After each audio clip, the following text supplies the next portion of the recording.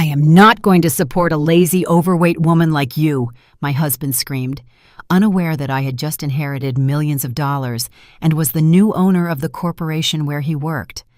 That was the moment I made my decision. "You disgust me. You don't even look like a wife. You look like a burden." The words cut across the dining room like a dull, rusty knife, the kind that doesn't slice instantly, but leaves a jagged, infected wound of shame. Aisha Holloway did not respond. She couldn't. Her lips were sealed by the trembling of her pride and the long habit of silence. She sat with her back straight, her gaze fixed downward, watching the mashed potatoes cool on her plate. Across from her, Marcus Sterling, her husband of 12 years, finished pouring himself a glass of red wine with an arrogance that was audible even in the clink of the glass against the table. Aisha was 38 years old, but she felt twice that. Her face, still beautiful in the warm glow of the dining room light, was etched with tiny lines that came not from time, but from relentless pain. She had become a mother at 26. Her son, Ezra, was born with mild cerebral palsy, requiring constant care, ongoing therapy, medication, and so much love. Aisha had thrown herself into that role with her entire being, setting aside her own dreams, her degree in business administration, her youth, her friends, movie nights, her freedom. Her mother, Gwendolyn, whom everyone called Gwen, watched silently from her wheelchair in the corner. Gwen was 66, her expression marked by years of struggle, poverty, and wounded pride. She had never liked Marcus, but over time, she too had learned to be silent. "The same thing again," Marcus declared, wiping his mouth with a napkin that he carelessly tossed onto his plate. "Every single day the same thing. Bland mashed potatoes, boiled meat, and that expression on your face like you're playing the victim." Aisha swallowed. The knot in her throat hurt more than any physical blow. She glanced at Ezra, who was in his specialized chair, playing quietly with one of his sensory toys. At 11 years old, Ezra didn't speak much, but he understood. She knew it. He felt every shout, every slight. "I am tired. Do you hear me?" Marcus stared at her, his eyes shining with fury. "Tired of supporting a woman who can't even warm up a plate of food. Tired of coming home from the office to see this house in a mess. Tired of a mother in a wheelchair who isn't even my mother." "Stop it, Marcus!" Aisha suddenly yelled, so loud that Ezra dropped his toy. Marcus looked surprised, not with fear, but with mockery. "Well, look who woke up. The dead woman has risen." Gwen raised a trembling hand. "Not in front of the child, please." "And why not, Gwen?" Marcus stood up, leaning his hands on the table. "Do you want me to keep playing the role of the understanding husband, the hero? You know what they say about me at work? That I'm some poor sap who has to rush home to take care of a dysfunctional family. I'm fed up with it." Aisha stood up too. The mashed potatoes remained untouched, a soft, gray, shapeless metaphor for her life. "If your family is such a source of shame for you, then nobody is forcing you to stay. And who is going to support this house, huh? You? The disabled mother? The special needs kid? Don't make me laugh." A heavy silence fell over the room. Gwen pressed her lips together until they disappeared. Ezra began to cry silently, large, hot tears running down his cheeks, uncontrolled.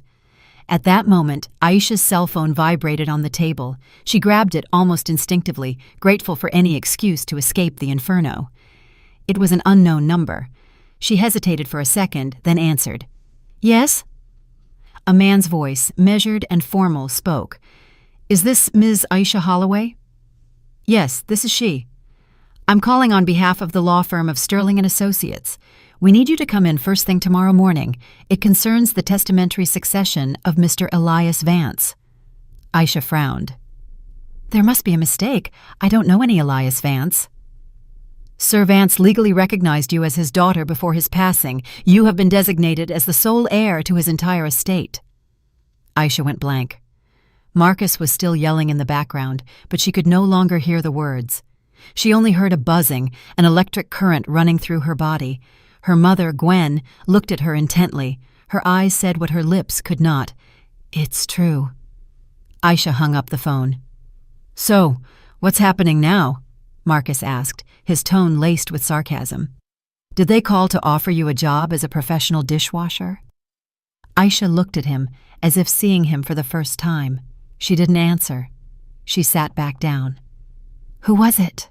Gwen asked, her voice raspy. A lawyer. They say I inherited something. Something big. From who? From Elias Vance. Marcus let out a dry laugh. The owner of Vance Holdings? The old millionaire who was in the news a few days ago for dying alone? Aisha nodded silently. And what does he have to do with you? That's what I'm wondering. Gwen lowered her gaze. A slight tremor in her hands betrayed her. Mom, do you know something? This isn't the time. Yes, it is. Marcus slammed his hand on the table. Is someone going to explain what is going on? Ezra began to cough, choking on his own tears. Aisha rushed to him, holding him tightly, cradling him against her chest. It's okay, my love. Mama is here. Mama isn't going anywhere. Marcus picked up his plate and smashed it on the floor. I'm sick of this, tired of this farce, of this house, of this life. I am not going to support a lazy, overweight woman like you. The silence was immediate, heavy, absolute. Aisha turned around slowly. Gwen was breathing heavily. Ezra looked at his mother as if waiting for something, a word, a gesture, a sign. But Aisha only smiled, a small, tiny curve of the lips that no one understood, but that changed everything. You're right, she said without emotion. You won't have to support me anymore. Marcus blinked. What did you say? I'm leaving tomorrow. You can keep your food, your ego, and your silence. Where do you think you're going? Aisha looked at her mother, then at her son. Somewhere I can breathe. And without another word, she picked Ezra up and carried him upstairs. Marcus stood there with the broken plate scattered on the floor, the wine spilled on the tablecloth, and a silence that, for the first time, did not obey him. Gwen looked at him from the corner. I swear, one day you're going to pay for all of this, he scoffed. Now you too? You're all crazy in this house. She turned her head toward the window. The neighborhood lights flickered. Somewhere the city was still alive, oblivious to the daily tragedy unfolding in that house. Upstairs, Aisha was packing a duffel bag with Ezra's clothes, medical papers, and her old college notebook. Deep in the closet, she found a box she hadn't opened in years. Inside were her certifications, her business degree diploma, letters she never sent, her first perfume, and a crumpled photo of Jamal, her childhood friend and secret love. She traced the image with her fingers. She did not cry. She wasn't broken. She was waking up. Downstairs, Marcus lit another cigarette. He didn't know he had just signed his own sentence. He didn't know the woman he had scorned now owned the empire where he thought he was in charge. And for the first time in a long time, she had a plan. She didn't sleep that night. While the world around her sank into darkness, Aisha prepared the essentials. Ezra's medical documents, her university transcript, the old planner where she once scribbled her dreams, the same dreams she'd put on hold since motherhood, marriage, and reality chained her to a life she hadn't chosen. At 5 o'clock in the morning, without making a sound, she walked down the stairs with a suitcase in each hand and Ezra asleep in her arms. Her mother was waiting by the front door in silence, a blanket over her legs and her eyes wet. Aisha nodded. Gwen knew it was time. They called a cab using a ride-sharing app, and when the car pulled up in front of the house, they didn't look back. Marcus was sleeping soundly with the TV on, an empty wine bottle beside the bed, and the false certainty that he had won. He didn't know that the only thing he had lost that night was the only thing that had ever truly held him up. Aisha rented a small, simple but clean apartment in a modest complex on the city's outskirts. 3 narrow rooms, a bathroom without hot water, damp walls, but a window from which she could see a piece of the sky, unobstructed by power lines. It was enough. Gwen was the first to break the silence. Are you going to tell me what that Elias Vance has to do with you? Aisha looked at her from the frame of the kitchen, where she was heating some water to prepare formula for Ezra. Is it true? Is what the lawyer said true? Gwen lowered her gaze. The trembling in her hands was not from the cold. I was very young, 19 years old. I was working as a secretary in an office. Your biological father was the owner of that company.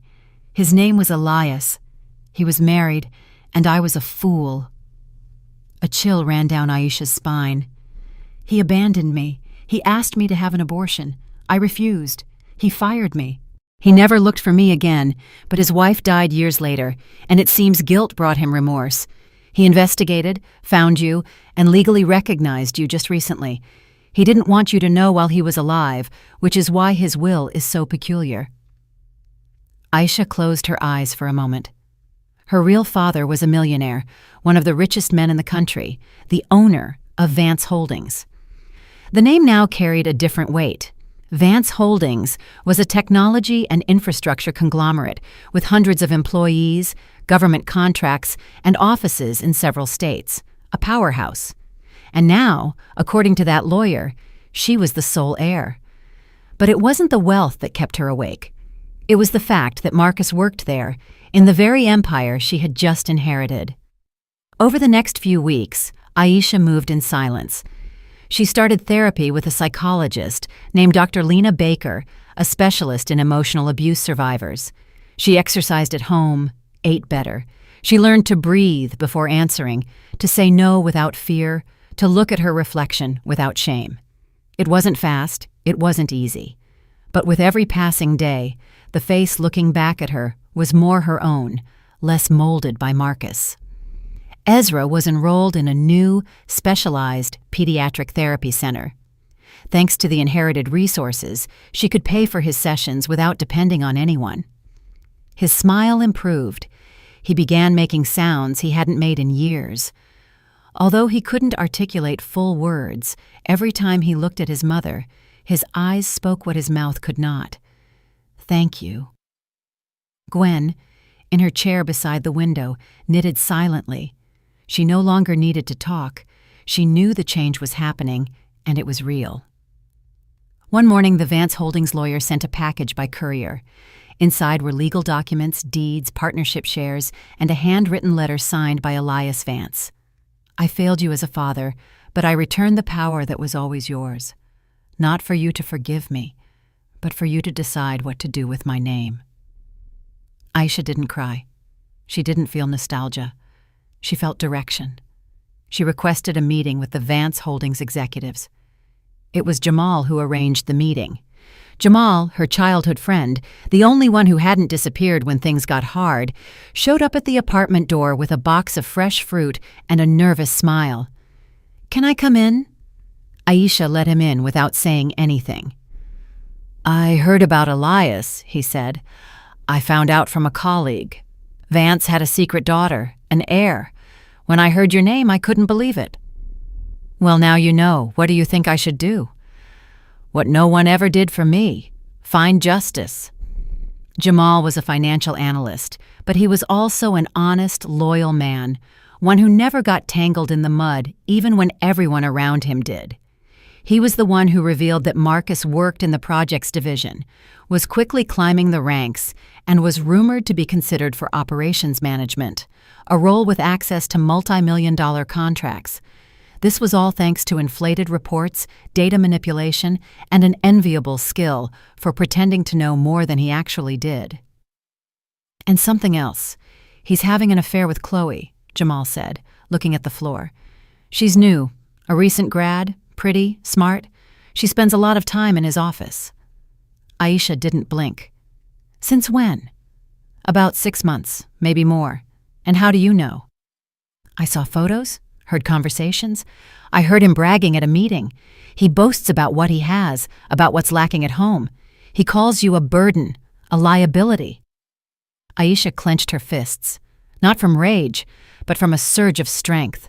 "I want to get into the company, not as president, not yet. I want to see who's who from the bottom. I want to meet the people who work there, the ones Marcus steps on, the ones nobody sees." Jamal helped her arrange discreet visits. She introduced herself as an external consultant in personnel evaluation under an alternative name. She went to the central headquarters, walked through offices, and spoke with cleaning staff, technicians, and receptionists. Nobody knew who she really was, not even Chloe Jenkins, who greeted her with a polite smile, unaware she had the man's lawful wife standing right in front of her. Marcus didn't see her, or if he did, he didn't recognize her. She had gained a little weight, yes, but her clothes were different. Her posture had changed. She was no longer the woman hunched over by guilt. Now she was a confident figure of measured words and heavy silences. On her second visit, an employee led her to the projects division. Marcus was there, explaining on a whiteboard a supposed material saving that no one understood, but everyone pretended to grasp. As you can see, he was saying, we managed to reduce concrete expenditure by 27%, thanks to an intelligent redistribution of the foundations. We are pure efficiency. Aisha stayed in the shadows behind a column, watching. She listened to him talk. He used bombastic words, confusing statistics, a condescending tone. He felt powerful. An executive, Director Mark Harrison, recognized her, not by her face, but by the name on her security badge. "Excuse me, are you the new president?" "Not yet," Aisha replied. "For now, I'm just an observer." Harrison swallowed, understood, and said nothing more. At the end of the day, Aisha was invited to an internal performance review meeting. Jamal accompanied her. She sat in the back, behind polarized glass in an adjoining conference room. Nobody knew she was there. Marcus entered first. He wore an expensive suit, strong cologne, and a rehearsed smile. He greeted several people with backslaps, empty laughs, and false promises. "Today we are going to present the quarterly results," he said, connecting his laptop to the projector. "I think everyone will be impressed." Aisha watched him silently. What she felt wasn't rage. It was pity, because everything he believed he had wasn't his. It was borrowed, stolen, faked. While Marcus spoke, Aisha opened her notebook and wrote a single sentence. "He has no idea." And she smiled, not with mockery, but with certainty, because in that moment she understood that true power wasn't in yelling or slamming the table or humiliating. True power was knowing who you are and who you never need to be again. Aisha closed her notebook firmly. The murmur of the meeting continued behind the polarized glass as Marcus, with his fake charisma, continued to show off to the executives, unaware that his days were numbered. She didn't need to interrupt. She didn't need to humiliate him in front of everyone. Not yet. She would bring him down with the same lies he had sown. She left the room without a word. Jamal followed her, a mixture of concern and pride on his face. In the elevator she didn't speak, only looked at their reflections in the steel mirror. Two figures that were once fragments and were now starting to assemble. When they reached the parking lot, she broke the silence. "I want every contract from the last 6 months reviewed. I need an internal audit team, one that isn't corrupted. Do you have someone in mind?" "Yes, and I want him to start this week. His name is Caleb." Jamal raised an eyebrow. "Caleb Reed, Ms. Eleanor's son, the guy with Asperger's?" "Yes, I met him at the center where Ezra goes for therapy. He helped organize the therapy games. He memorized schedules, names, codes. He has a brilliant mind. They need him, even if they don't know it." Jamal didn't object. He had already learned that when Aisha made decisions like this, it was always for a deeper reason. The next day, Caleb arrived with a worn backpack, poorly stitched shoes, and a shirt that was too big. He walked with his head down, talking to himself very softly, but when he entered the office assigned to him next to Aisha, everything changed. His gaze fixed on the computer, as if it were a musical instrument, and in less than 20 minutes, he had already detected minor inconsistencies in 3 billing documents. Aisha watched him with interest as he explained his color coding system. "Every file has a pattern. When they break that pattern, I know there's an error or a lie." "And how do you distinguish one from the other?" Caleb looked directly at her as if the question needed no answer. "Lies have a smell," and he returned to his screen. In parallel, Aisha's orders began to be implemented. All administrative areas underwent cross-checks. Medical leaves, after-hours exits, and technical reports were reviewed. Marcus began to notice the change, but interpreted it as part of a typical transition process when a new president takes power. What he didn't know was that the president was already there among them, disguised as a shadow, a protocol, a familiar face that had yet to be revealed. It was Caleb who detected the first sign of serious irregularity, an email archived in a hidden folder within the shared project system. In that email, Marcus was exchanging messages with an external vendor called Crestwood Solutions, which was not listed in the official database of approved contractors. Attached were modified blueprints of public structures along with inflated expense figures. Caleb handed the information to Aisha without a word, only a small sticky note that read, "Does not match." Aisha read it and realized that Crestwood was not only a phantom supplier, it was being used to launder money. Marcus had been diverting funds for longer than she imagined. Meanwhile, Chloe continued to appear in the visitor logs to Marcus's office after hours, always after 6 in the evening, always with envelopes in hand, always with perfume so strong it lingered in the air even after she had left. Aisha watched her one of those nights from a security camera. Chloe sat on Marcus's lap. He stroked her leg. She laughed with a practiced coquetry, but her gaze occasionally seemed lost in something darker. Something didn't add up. Days later, Chloe requested a private meeting with Human Resources. She claimed stress, anxiety, morning sickness. The director of the department coldly informed Aisha. She requested a temporary leave of absence. She says she needs to have some tests done. Aisha didn't react publicly, but she called Jamal as soon as she had a moment alone. "She's pregnant." "Are you sure?" "Completely. And she's not going to say who the father is." That same night, Gwen had an episode. Aisha arrived at the apartment and found her mother semi-conscious, her breathing weak and a burning fever. They rushed her to the nearest metropolitan community hospital. The diagnosis was a respiratory infection complicated by her age and chronic condition. While the doctors stabilized her, Aisha sat next to Ezra in the waiting room. The child stroked his sensory toy, his eyes fixed on the floor. Aisha took his hand. "I promise Grandma is going to be fine." Ezra didn't answer, but he squeezed her hand tightly. Aisha couldn't help but cry. Everything she was building could collapse at any moment. Power couldn't buy time or reverse the damage accumulated by years of silence. The next morning, while Gwen slept connected to an IV, Aisha returned to the office. Caleb was waiting with another report. This time, it was a recording. "He didn't know it was on," Caleb explained, showing his voice recorder, which he used to record his disorganized thoughts. He played the audio. Marcus was talking to someone else, someone unidentified, but the tone was clear. Trading information, leaks, promises of under-the-table payments, and something more. "If the board doesn't approve my promotion, I'll do what we talked about. I have the data and a contact in the press." Aisha closed her eyes.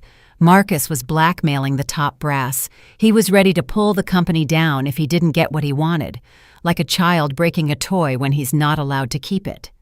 Later, while Aisha was processing everything, Jamal approached with a folder. The list of employees who reported harassment in the last few months. No formal actions were taken. The victims were afraid. Regarding Marcus, there are 5 mentions of his name, all dismissed without investigation. 4 women, 1 man. Aisha swallowed hard. She knew what he was capable of. She had lived it, but reading it in the reports, feeling it so close, made her sick. That night, Jamal invited her to dinner, not at an expensive restaurant, but at a small diner across from a park. They ordered burgers and hot soup. They talked little, eating in silence until Jamal broke the wall. "Why don't you hate me?" "What makes you think I don't?" "Because you still let me be close, after what happened with Chloe." Aisha looked at him for a long time, then lowered her gaze. "Because I know what it feels like to make a mistake out of loneliness. I'm not justifying you, but I understand you. I don't want you to understand me. I want you to believe me, to believe that I care about you." Aisha didn't respond. She finished her soup in silence. The next day, Chloe appeared at a district gynecological clinic. Ezra had therapy at the same location. Aisha didn't see her, but Caleb did. He recognized her from a photo Jamal had shown him. And she wasn't alone. Jamal was with her. Caleb, unaware of the danger, took a picture with his phone and sent it to Aisha with a single word. "Today." Aisha stared at the image for several seconds. Jamal next to Chloe in a waiting room, his arm over the back of the seat, her face serious. Nothing in the photo confirmed anything, but it didn't deny it either. She stood still. She felt her entire body tense up. Chloe was pregnant. Jamal was with her. What if the child wasn't Marcus's? What if everything was more tangled than it seemed? What if the betrayal came from the person she least expected? The clock read 6 o'clock in the evening. The city lights were beginning to turn on. Aisha, looking out the window of her office at the tall city buildings, repeated a phrase she knew by heart. "The trap is set. All that's missing is for everyone to take the wrong step." Aisha placed the phone on the table. The image remained etched on her retina like an oil stain that refused to leave. Jamal in a medical waiting room next to Chloe, her belly slightly rounded, him sitting too close. Not a caress, not a smile, but the complicity was there, invisible to those who didn't know how to read glances. Aisha knew. She knew too well. The silence in the office became thick, almost physical. Caleb, at his desk, pretended to review papers, but his eyes were shaking. He had noticed the change in Aisha's expression, that sudden hardening of her jaw, the way her fingers gripped the edge of the desk. He didn't dare speak. Aisha took a deep breath. She counted to 5. Then she stood up, grabbed her purse, left the stacked documents, and walked out of the building without looking at anyone. The cold night air hit her face like a reproach. She walked 3 blocks to an empty coffee shop. She ordered a black coffee, sat at the farthest table, and contemplated the unthinkable. What if Jamal had lied? What if the child Chloe was expecting wasn't Marcus's, but his? What if the only clean man she had left was also rotten inside? It wasn't just jealousy. It wasn't wounded pride. It was something else. It was the feeling that everyone she touched betrayed her. First her mother, hiding who her real father was, then Marcus, with years of humiliation. Now, perhaps, Jamal. Everyone had hurt her. Everyone except Ezra. Her phone vibrated in her purse. She checked the screen. It was the clinic. She answered immediately. "Ms. Holloway?" "Yes, tell me. You need to come in. Your son has had a respiratory crisis. He's under observation, but we need your consent to transfer him to the pediatric intensive care unit." The world shrank. She left the coffee untouched and ran to the main avenue to hail a cab. She didn't remember how she got there. She didn't remember the traffic lights or the headlights. She only remembered getting out of the car, running down the hospital corridor, opening the door to the observation area, and seeing him there, so small, with an oxygen mask, his lips purple, his body still. "Ezra," she whispered, approaching. A young doctor explained that the child had entered a state of mild hypoxia, likely due to a type of fibrosis that hadn't been detected.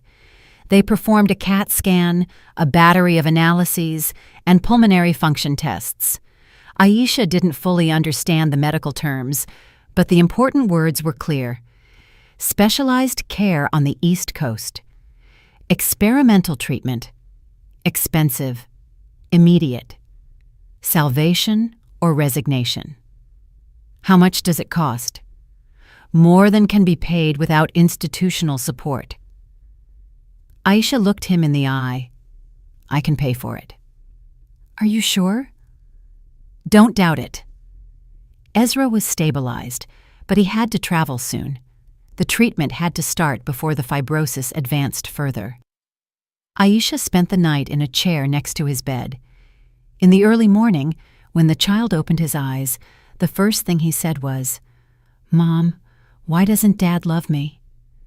The question hit her like a gunshot. Aisha froze. Ezra wasn't looking directly at her. He was looking at the ceiling, his lips dry, his voice barely audible. Aisha felt the air leave her chest. "It's not that he doesn't love you," she whispered. "It's that he doesn't know how to." "Did I do something wrong?" "No, my love. You are perfect. The problem is his, not yours." "And why doesn't he live with us?" "Because I didn't want him close.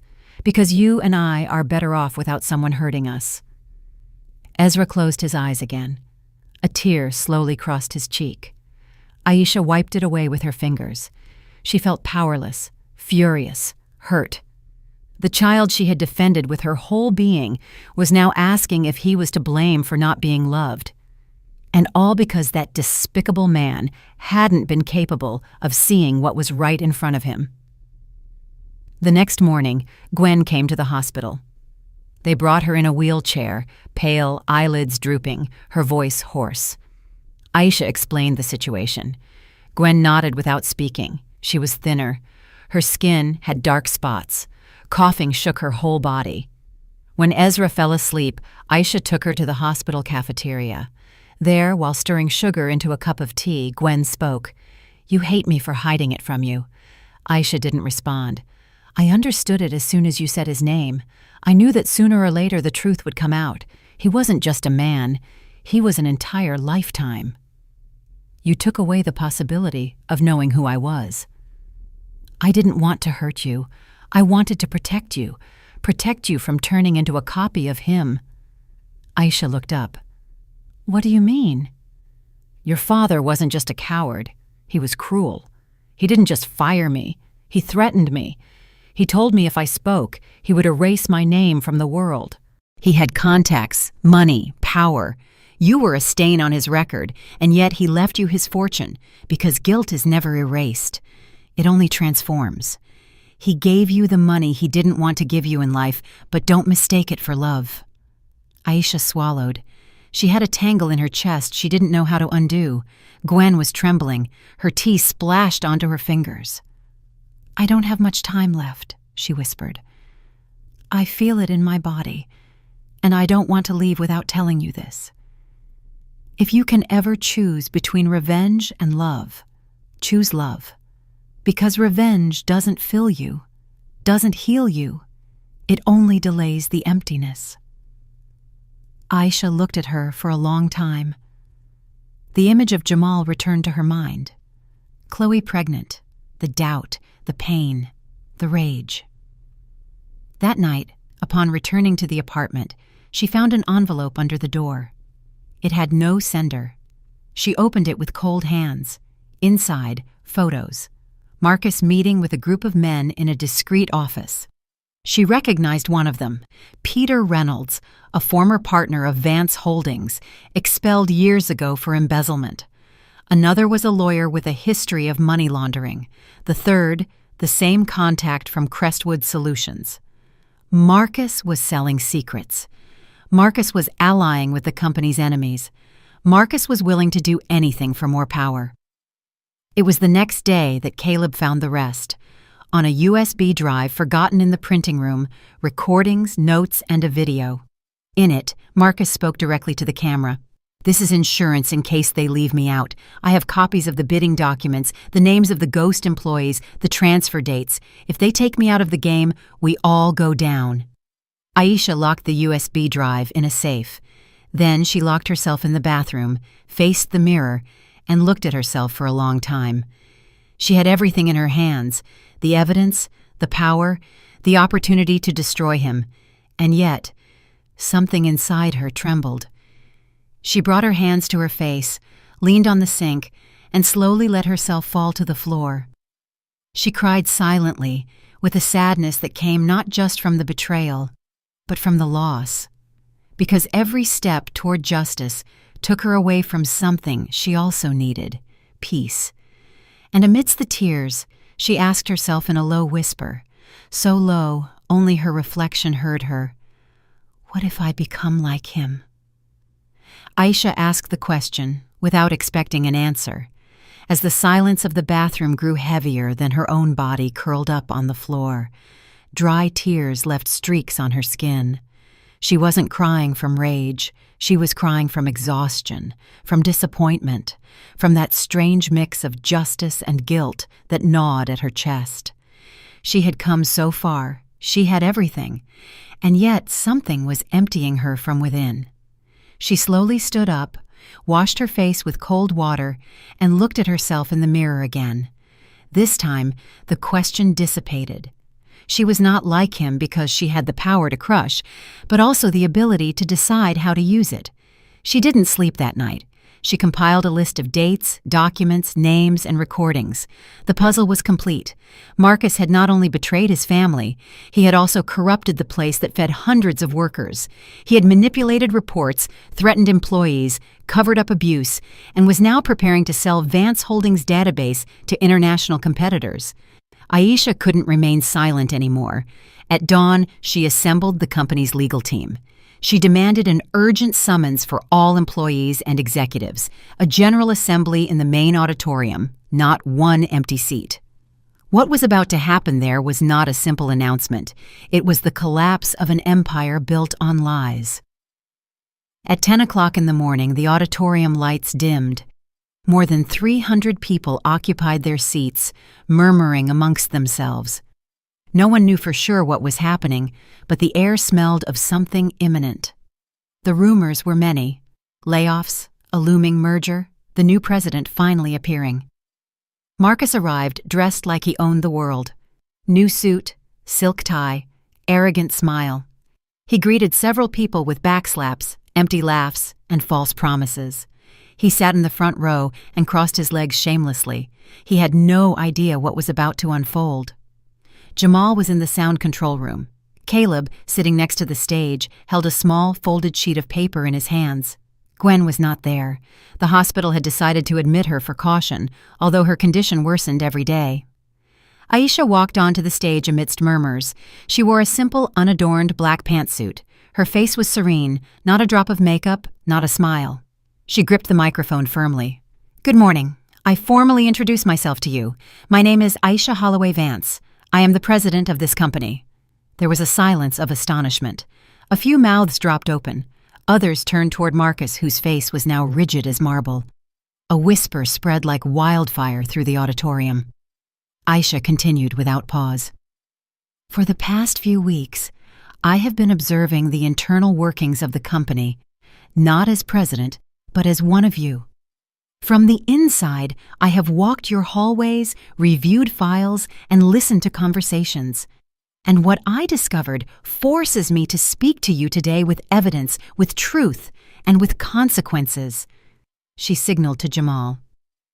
On the auditorium's giant screen, the first video appeared.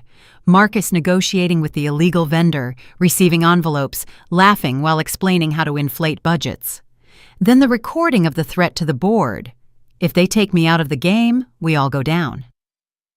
Later, a chain of emails demonstrating the use of false identities to justify non-existent overtime hours. Faces transformed as the evidence appeared. Some employees covered their mouths with their hands. Others desperately took notes. No one spoke. No one dared. Aisha walked across the stage as if each step were an act of liberation. "And it doesn't end there," she said firmly. Mr. Marcus Sterling was also reported for harassing multiple employees, complaints that were ignored out of fear, manipulation, or protection. "These people will have their voice today." She paused.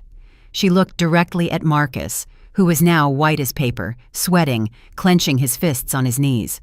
"What you built with lies is collapsing today with the truth." Marcus abruptly stood up. "Don't do this to me, Aisha. Not here." Aisha didn't look away. "Not here? Where then? At home? In the bed where you lied? In the company where you stole?" Marcus rushed onto the stage, trying to snatch the microphone. Jamal intervened. 2 security agents grabbed Marcus by the arms. "You are nothing without me. I picked you up out of the gutter. I made you a woman." Caleb stood up from his seat. He walked slowly toward where Aisha and Marcus were. He held the folded sheet of paper between his fingers. He handed it to Marcus without saying anything. Then he returned to his place. Marcus, confused, opened the paper. He read in silence. "What you did hurt me. You called me weird. You said I was a nuisance. But I found someone who does believe in me. You don't deserve to destroy what she is building." Marcus let the letter fall. The room erupted in murmurs again. Some applauded, others recorded with their phones. Aisha took the microphone one last time. "This is not the end. It is the beginning of a clean, fair, and human place. And to achieve that, corruption must leave, cruelty must leave, and you, Marcus, must leave." The agents escorted him toward the exit. No one said goodbye. No one approached him. Chloe, in the back row, bowed her head. When Marcus disappeared through the door, Aisha looked at Chloe. "Before closing this assembly, there is something else that must be said." Chloe stood up. Her face was pale, her hands trembling. She walked to the stage and took the microphone with icy fingers. "I'm pregnant, and everyone believed it was Marcus's. It is not." There was a collective gasp. "The father is Jamal." Aisha lowered her eyelids. There was no rage. There was no scandal. Only a knot slowly unraveling, as if she had already known. Jamal closed his eyes. Chloe handed the microphone back and left without looking at anyone. Her heels echoed like war drums on the auditorium floor. She was the last to leave. Upon exiting the building, Aisha saw that it was raining. The drops struck the asphalt violently. In the distance, a figure walked slowly in the rain. It was Marcus, alone, without an umbrella, his suit soaked and his gaze lost. Aisha followed him for a few yards. He sensed her closeness and stopped. "Did you come to mock me?" "No." "To tell me I deserve it?" "Not that either." Then Aisha stood in front of him. She looked him straight in the eye. It was never about revenge. It was about justice. Aisha left the phrase hanging in the air, like a door closing softly, without noise, but with an unforgettable weight. Marcus did not reply. He stood there in the rain, drenched, his arms down, his face broken, like an old building whose foundations had just been removed. Aisha did not look at him again. She turned around and walked away without haste, with the serenity of one who has finally buried a corpse she had been carrying on her back for years. The following days passed between heavy silences and determined actions. Aisha did not take refuge in triumph. She did not let herself be intoxicated by public glory. Instead, she sat alone in her office, drafted a letter, and called a meeting with the company's longest-serving members. "I'm going to establish a special program," she announced. "A support network for single mothers, children with disabilities, and vulnerable employees. It will be called the Ezra Project." The room fell silent. Some exchanged surprised glances. No one expected it. What everyone thought was that the new president would clean house, fire a few people, and focus on investments, not that she would create a social arm from the ashes of an internal war. Aisha didn't ask for their opinion. She gave only clear instructions. Automatic donations from her salary, funds designated for scholarships, expanded medical coverage, partnerships with local clinics. In less than 2 weeks, the Ezra Project had an office, an operational team, and dozens of beneficiaries. Caleb was appointed technical coordinator of the project. He earned it without asking. His dedication, precision, and humanity made him indispensable. Aisha gave him free rein to select personnel. The young man walked with more confidence. He no longer lowered his gaze so much. He spoke in longer sentences, though he still fell silent when he felt words weren't enough.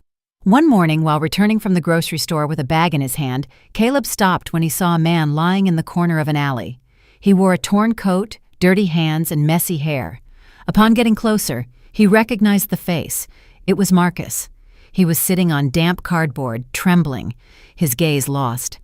Caleb hesitated for an instant. Then he took a granola bar from his backpack and offered it. "I don't have any money," he said in his soft voice, "but this might help you." Marcus looked at him.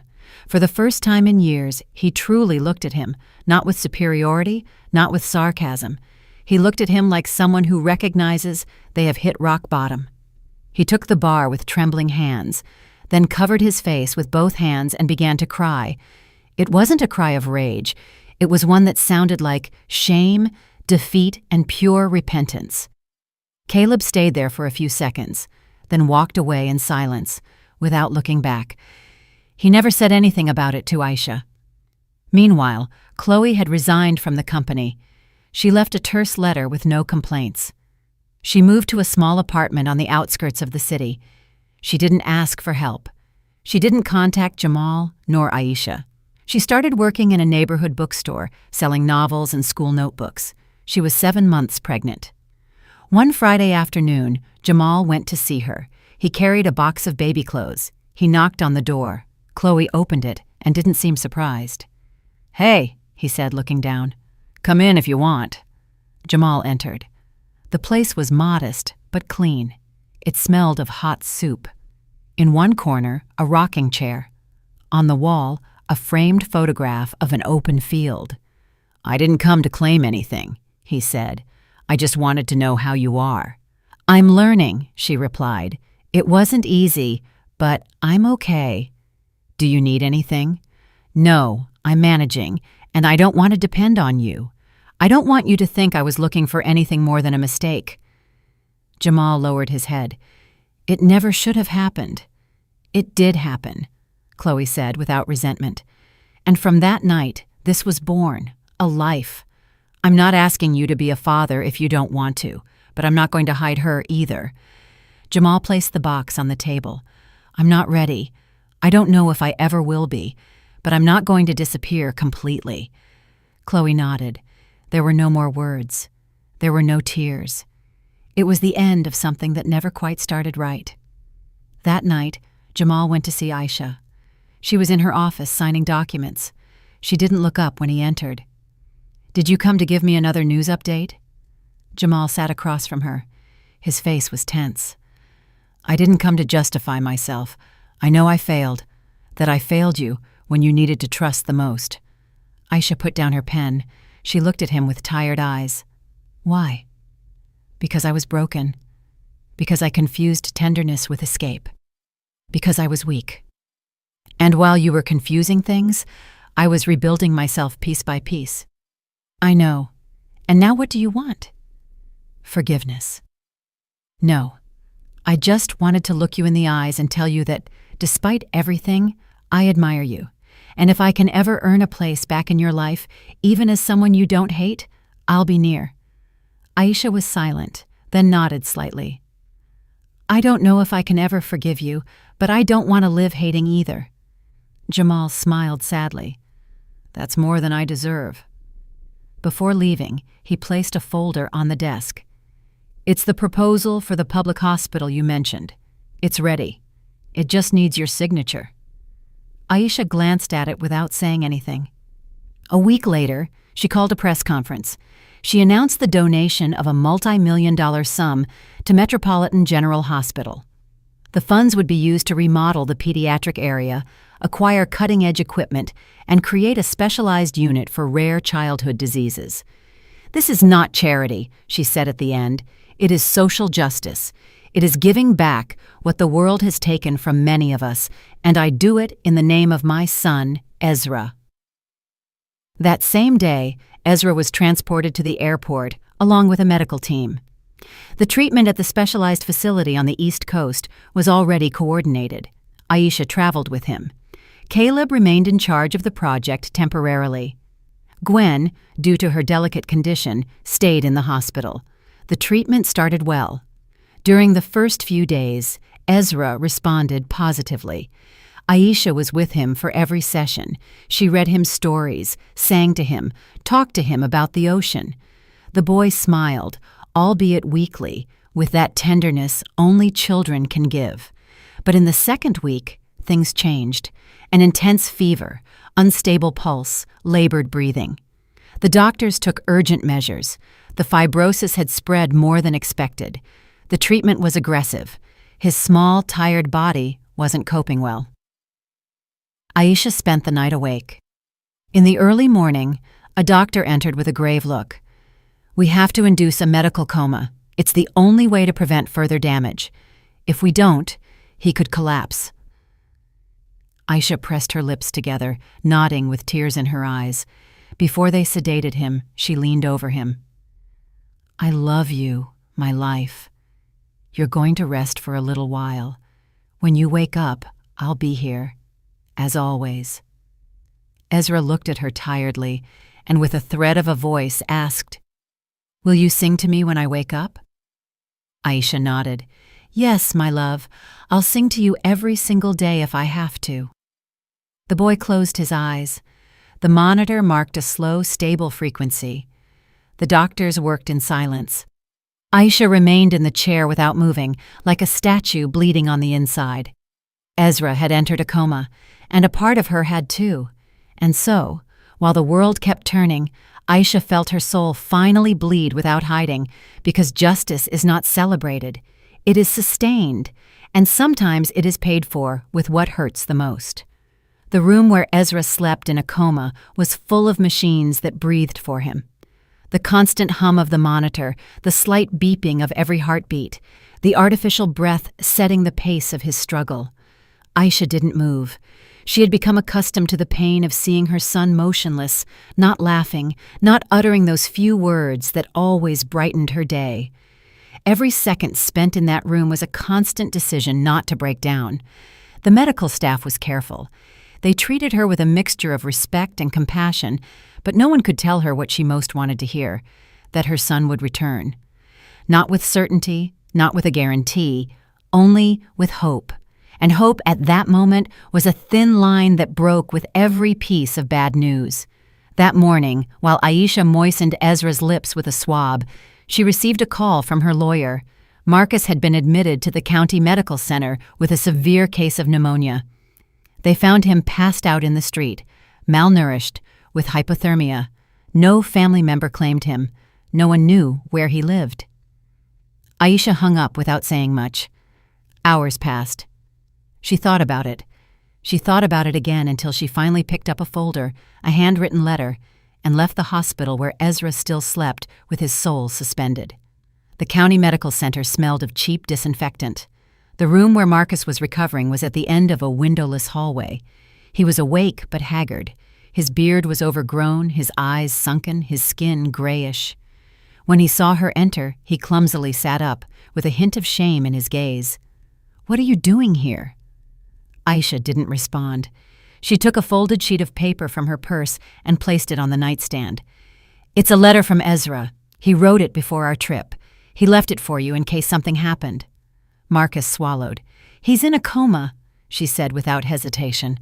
"Fighting as always." Marcus said nothing. He took the paper with trembling fingers, opened it, and recognized his son's messy handwriting. As he read, tears began to slide down his cheeks uncontrollably. When he finished, he brought it to his chest as if it were a shield or a confession. Aisha watched him in silence. She didn't feel hatred, only a distant echo of compassion, of sorrow for what could never be. "What you did cannot be fixed," she said, without harshness. "But you can start over. Not with me, not with Ezra, with yourself." She left the room without waiting for an answer.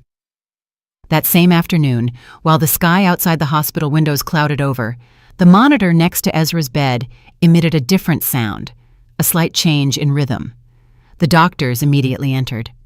Aisha approached as if each step cost her soul, and then she saw it. His fingers moved, then his eyelids. Slowly, with tremendous effort, Ezra opened his eyes. "Mama," he whispered. It was as if the world had turned back on. Aisha fell to her knees next to the bed, crying, kissing his hands, repeating his name like a prayer. The doctor smiled discreetly. Ezra looked at her as if he knew he had returned from a long way just for her. "Will you sing to me?" he asked, his voice weak. "Of course, my life," Aisha said. "All my life, if you want." They returned home weeks later. The treatment had paid off. Ezra was stronger. He didn't run or shout like other children, but he was alive. And that was enough. Upon her return, Aisha was greeted as a symbol of strength, but she no longer wanted that position. She didn't want to be the woman on the pedestal. She had seen too much. She had felt too much. She publicly resigned from the presidency of Vance Holdings. She did it without applause, without long speeches. She simply said, "I didn't come to stay in power. I came to clean up a company, to protect a life, and I have done that." The board of directors accepted her decision with respect. Caleb was promoted to general coordinator of the Ezra Project. His intelligence, his sensitivity, his sense of duty made him perfect for leading the social division. Soon after, an international organization invited him to give a TED Talk at the company's headquarters. The day of the event, the auditorium was full. Caleb walked onto the stage with a notebook in his hand, took a deep breath, and began to speak. "When I was a kid, they told me I was weird, that I talked to myself too much, that I looked wrong, that I didn't fit in, and that hurt me a lot. Until I met someone who didn't ask me to fit in, who gave me space to be who I am. That person taught me that respect is not an option. It is a human necessity. Today, I am here to tell you something simple. When you respect someone, you are sowing the future, because where there is respect, the possibility of a better life is born." The audience applauded. Some were crying. Aisha, from the back row, felt something inside her heal too. Jamal, for his part, had returned to work as an independent consultant. He kept in touch with Aisha, but without intruding. Their relationship transformed into an amicable distance. Chloe gave birth to a healthy baby boy. She named him Gabriel. Jamal visited him, cared for him, and held him with clumsy but sincere hands. Chloe never demanded anything from him. They raised the child with peace, without drama, without unnecessary titles. Gwen, however, didn't last long. Her already fragile body slowly faded. Aisha stayed with her until her last breath. On her deathbed, her mother took her hand and whispered, "Thank you for being stronger than me." Aisha could only tell her she loved her and watched her go with the peace she didn't have in life. Days after the funeral, while organizing her mother's belongings, she found a sealed box with a letter on top. It was addressed to her. She read it sitting by the window, the sun streaming through the curtains. "Dear daughter, if you are reading this, I am gone. I don't ask for forgiveness for what I hid. I only leave you my gratitude. Because you did what I could not, because you took the pain and turned it into something worthy. Because you chose love, even when you could have destroyed. Do not inherit my fear. Inherit your own light." Aisha closed the letter with trembling hands. She no longer needed more answers or explanations. What she had was enough. What remained was her life. She moved near the coast, to a simple house with large windows and a porch where Ezra played with his sensory toys. There she wrote, cooked, and walked. No one recognized her. No one applauded her, and that made her happy. One morning, Ezra brought her an old notebook.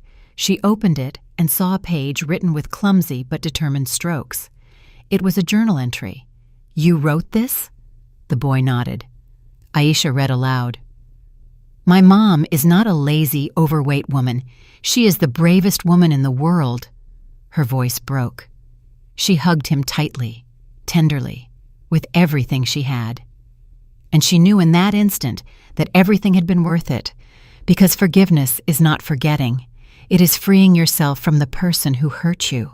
And so, in a corner of the world, where the ocean sings instead of screams, where silence does not hurt but embraces, the light was finally born. Did you like the story? And which city are you listening from? Let's meet in the comments. If you liked the story, you can support me by sending a super thanks so I can keep bringing more stories like this. Thank you so much for your sweet support. I'm looking forward to your comments on the story. On the screen, you can see 2 new life stories that I highly recommend. There's so much more on my channel. Don't forget to subscribe. See you in the next life story with love and respect.